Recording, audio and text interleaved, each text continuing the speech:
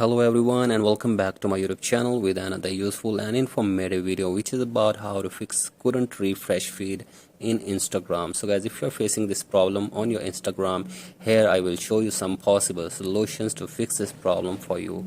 So guys, the very first solution for you is that you will have to make it sure that your internet connection is working properly. And if your internet connection is working properly and you are still unable to fix this problem, you will have to change your internet connection. So guys, if you are using Wi-Fi, then use your mobile data, and if you are using your mobile data, then use your Wi-Fi to fix this problem. So guys, after this, go for the second solution, that is you will have to make it sure that you are using an updated version of Instagram on your device. So guys, for that, open your App Store or Play Store, wait for some seconds, and from here search for Instagram.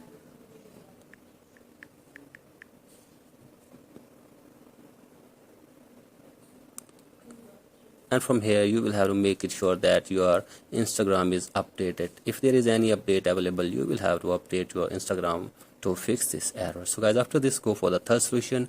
If you're still facing this problem, that is you will have to just disconnect all the connected VPNs on your device. So guys, if there is any connected VPN on your device, just disconnect it to fix this problem. So guys, for that, open your settings on your device, and from here scroll it below and tap on General, and from here scroll it below again and tap on VPN and device management.